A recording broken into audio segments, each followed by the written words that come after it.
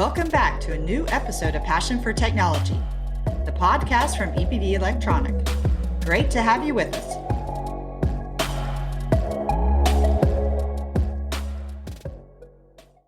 Welcome to the Passion for Technology podcast. The future is electric, and 2021 is turning out to be the year where even former critics subscribe to that view. Politicians promote electromobility. They've set their sights on charging infrastructure, renewable energies, and energy storage. It comes as no surprise that demand for highly efficient SiC and GaN semiconductors continues to increase and accelerate. How far has the development of SiC and GaN semiconductors progressed so far? In which application areas do they offer genuine advantages? I'm your host, Mustafa Isik. I'd like to discuss these aspects and more with our interview guests. Jon Harper is Senior Product Manager, Industrial Power Modules and Discretes at ON Semiconductor. Hi, Jon. Hi there. And Dilder Chowdhury is Director, Strategic Marketing, Power GaN Technology at Nexperia. Hi, Dilder. Hello, Mustafa. 2021 is shaping up to be the year of electromobility. It's also supposed to be the year of SiC and GaN. How do they relate to each other? Jon, what do you think? Regarding electromobility, SiC is very important for that. SiC is used in a number of areas relating to electromobility. Number one, of course, is the inverters to drive the electric motors in cars. It's not just IGBTs used there, but more and more SiC is being used. Second, there's the charging stations used to charge the batteries. They use SiC, the fast chargers. And then there's the onboard chargers in the cars, which also use SiC. And finally, there's the energy has to come from renewable energy. We can't use coal to power our electric cars. So you need to have solar inverters and wind farms to support that. All of those applications use SiC. Thank you for the SiC perspective, Jon. And Dilder, you have GaN in your job title. So what's the GaN perspective on electromobility? Yeah, on the electromobility is a very, very important aspect of power GaN technology development. Within that, starting from the onboard charger, so the charging system that charges the battery, the DC to DC conversion that within the vehicle, and also the traction inverter. So we are working on increasingly higher and higher power applications using our GaN technology. Well, are SiC and GaN ready for prime time? How extensive is the range or availability of electronic components based on SiC and GaN today? What do you think, Dilder? Compared to SiC and GaN, the GaN is still at the early stage of maturity. So we are beginning to see the adoption. Obviously, SiC is a little bit ahead of GaN at the moment, but both of them are in the early stage of maturity. There are lots of issues at the moment, but more and more as we are approaching, we are bringing new products, qualifying with the very high standard to the JEDEC and also the ACQ 101. So more and more they are coming into that they are definitely beyond the research arena. It's now in the practical adoption level. So you will find there are applications where GaN is currently being used, and you will see more and more products that comes out of the market, and then we'll be able to see more GaN applications. Jon, Dilder mentioned how SiC is a little ahead in terms of maturity. What does that look like? Yeah, well, SiC is well-established technology. SiC diodes have been around for over 10 years now, so well-proven technology. SiC MOSFETs, in the form they are now, been around a little bit shorter than that, but well-established, good qualified technologies, passing AEC-Q qualifications, passing JEDEC qualifications. So I would say they're mainstream products now, certainly in the 650 volts, 1200 volts and 1700 volt areas. So established technologies. What is new is the application areas which are being found for SiC. So a key advantage of SiC and GaN-based semiconductors is higher energy efficiency. Could you please give us a practical example of the degree to which energy can be saved by using either SiC or GaN? Let's continue with SiC, Jon. So end customers of SiC applications benefit from the improved efficiency of SiC in different ways. So let's take one example, electric vehicle. From a user standpoint, I'm lucky I have a hybrid car and that has a power meter which goes from 0 to 100. And kind of most of the time, my power is between 0 and 10% when I'm driving. And of course, I'm also recharging that hybrid car as well. So if you look at that, an IGBT type of inverters, which is what I have, would be wasting energy at that low power. This is related to the technical characteristic, the VCE0 of the IGBT. There's always a fixed loss in the IGBT. So that's what I have today. By moving to SiC, I'm going to get VCEO goes, and also then the SiC MOSFETs conduct well in both directions. So that fixed diode forward drop also goes away. So conclusion for me is when I'm driving in the traffic, and if I'm driving in the Mittler ring, right, where you have stop and go traffic, you're going to get better efficiency. You'll get better range from doing that. So the Mittler Ring is a very, very large inner city, well, let's say almost highway, for those of you who have never been to Munich, where I'm located at. Well, Dilder, in terms of gallium nitride, in terms of GaN, what does energy efficiency and energy savings look like in terms of components based on GaN? Basically, if I compare against IGBT, it's a very similar characteristics as the silicon carbide. It's a linear curve. So if you have got a light load, your loss goes down, and if your load goes high, the loss goes up. But the IGBT, at light load, the loss is very high. So from that context, significantly better with the GaN. Your range can be improved. So just to give you an example, if you've got a 100 kilowatt system and moving from a 94% efficiency to 99% efficiency, which is possible using our GaN devices, it means 5 kilowatt of energy you are saving for useful energy, which means that you can significantly increase your range for the same battery just by using power GaN devices. Moving on to another aspect, reduced system costs are another reason for the growing market share of SiC and GaN. What type of domains and examples come to mind for cases where SiC and GaN induced cost savings came to bear? How far were system costs reduced in the case of, let's say, utilization in photovoltaics, for instance? Jon. So I'll give an example of that. Let's take a 3 megawatt solar farm, which is quite normal, right? So you start off with a number of smaller inverters for that solar farm. That's called decentralized approach. And let's say they use 200 kVA inverters for that. So 200 kVA, 3 megawatts, you need 15 of these solar inverters. And these solar inverters are pretty standardized size. It takes 2 people to lift these inverters, so pretty heavy.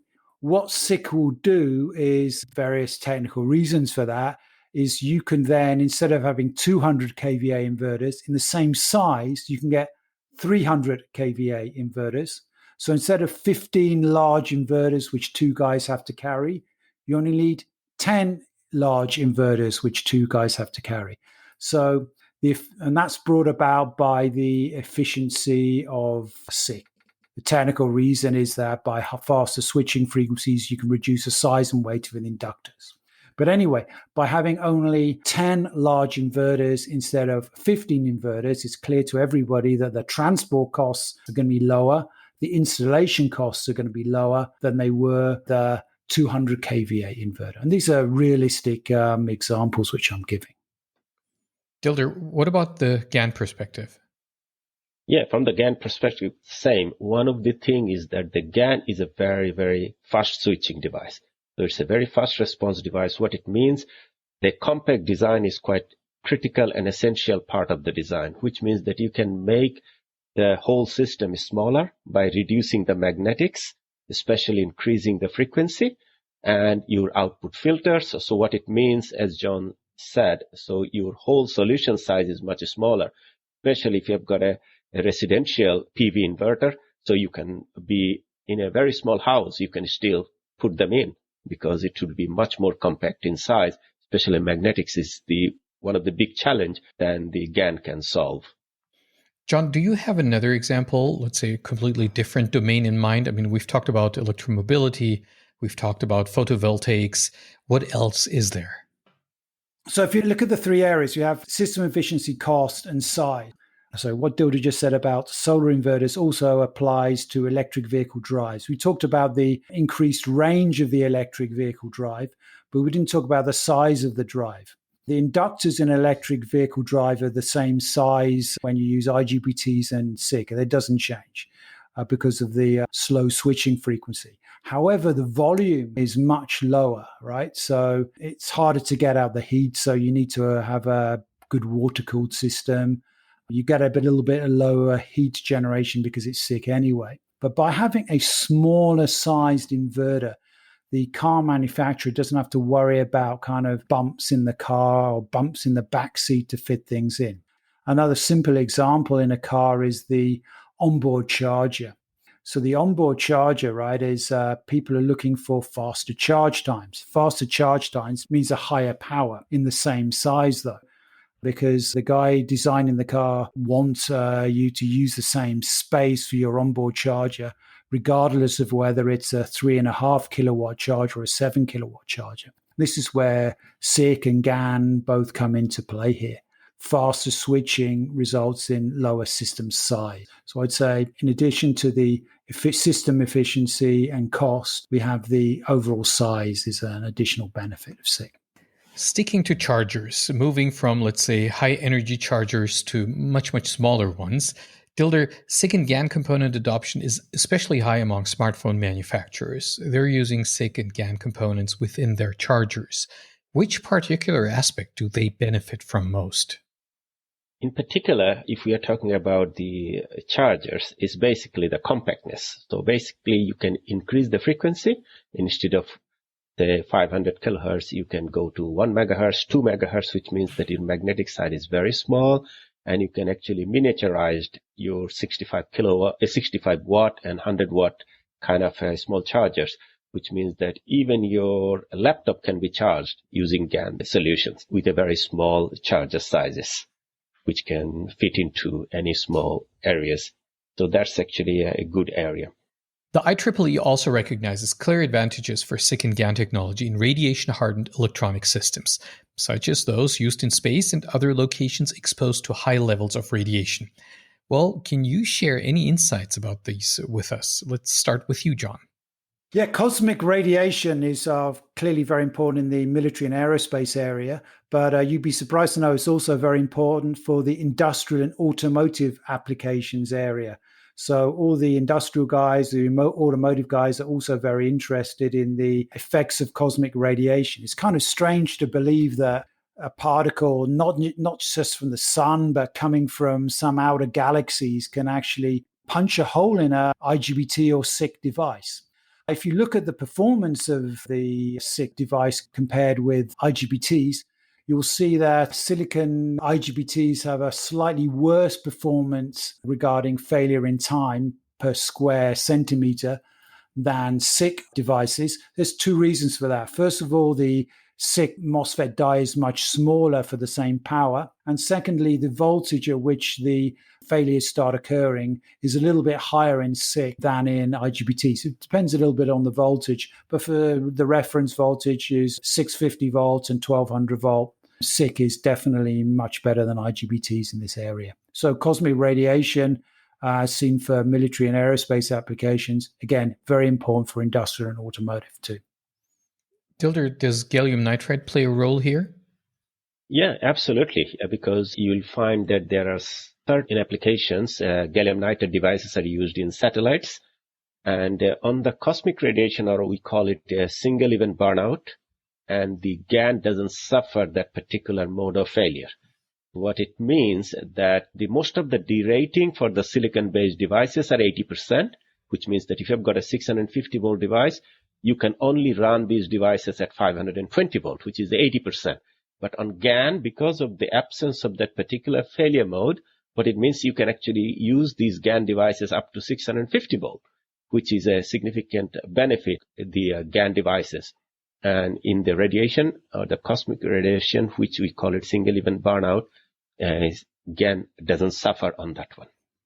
Highly interesting aspect. Sounds very Star Trek to me. Either one case, SiC and GaN. Yeah, because the whole point of this single event burnout is the high energy particle, actually like a star, a shooting star, is coming and entering into your device and making it fail.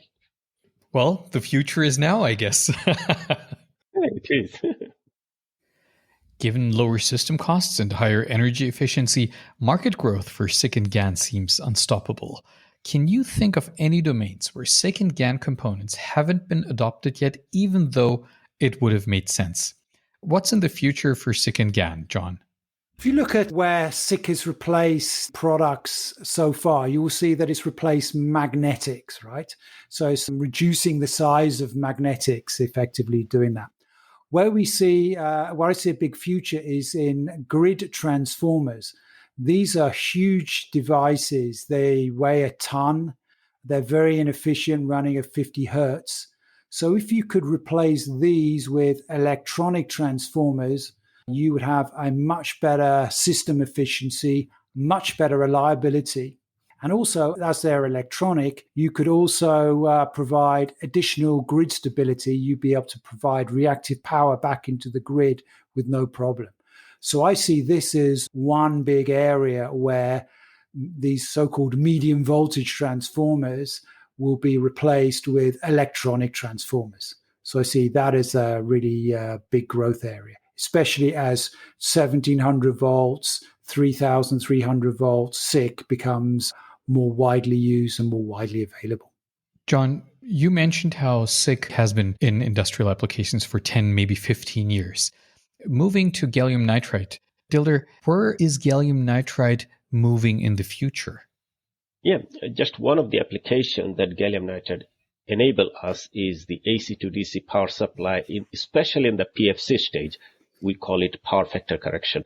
In that stage, there is one topology called a totem pole, which wouldn't be possible with silicon because of the very high harmonic distortion. But in the power GaN devices, if we use that one, you can use a very hard switch with a significantly lower component count. Say compared to a 10 semiconductor devices, you can actually only need to use 4 devices. So it's a significant component count reduction within that. And it also gives on the DC to DC the bidirectionality. So you can have the vehicle to grid, grid to vehicle. So all this flexibility that comes within the power GaN devices, industrial automation, as I said, robotics, more and more within the servo motor and the PV inverter. So all the traditional applications and beyond. So these are all areas, the power GaN devices, especially power GaN technology using silicon platform gives the scalability so that the more and more silicon-based fab can be used within the GaN. And so the volume scaling, our GaN devices has got a huge future prospect in volume growth. I find the present and especially your outlooks when it comes to the future for wide-bandgap materials for SiC and GaN very, very exciting. Jon, Dilder, thank you for the insights that you've shared with us. I'd love to know when and how you developed your individual passion for technology. Please feel free to share your individual origin stories with us. How about you, Jon? Yeah, so I've been interested in science and technology since I've been quite young. And, I studied electronics. And why? Because that was kind of interesting. Now it's more than just being interesting. It's how that new technology can change the world. It's not just making interesting gadgets anymore, right? And this is what SiC is, and GaN as well, is doing. It's going to change the world. There's a lot of new and exciting applications and new challenges. So I'm personally proud to be part of the team driving these changes. I think that's great. Dilder, what do the origins of your passion for technology look like? Yeah, my passion actually started especially for the liking of the electronics when I was almost about 7, 8 years old. I was very early stage of my school. I started liking these electronic devices, especially the applications using electronics. It always fascinated me. So growing up, I decided to do my electrical and electronic engineering. And then after graduation, I wanted to learn more and did my master's and went into PhD to learn about more and more about the semiconductor, learning from the silicon to right up to the wide-bandgap material during my PhD, obviously fascinated. And now within the industry, staying in the industry for last 25 years, carbon dioxide reduction, climate control, all this fascinates me how the electrification of the world can help in that regard. So that obviously is my passion.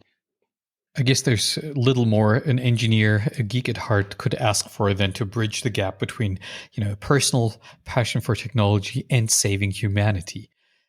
Dear listeners, if you want to know more about SiC and GaN, visit ebv.com/GaN-SiC. That is ebv.com/GAN-SiC.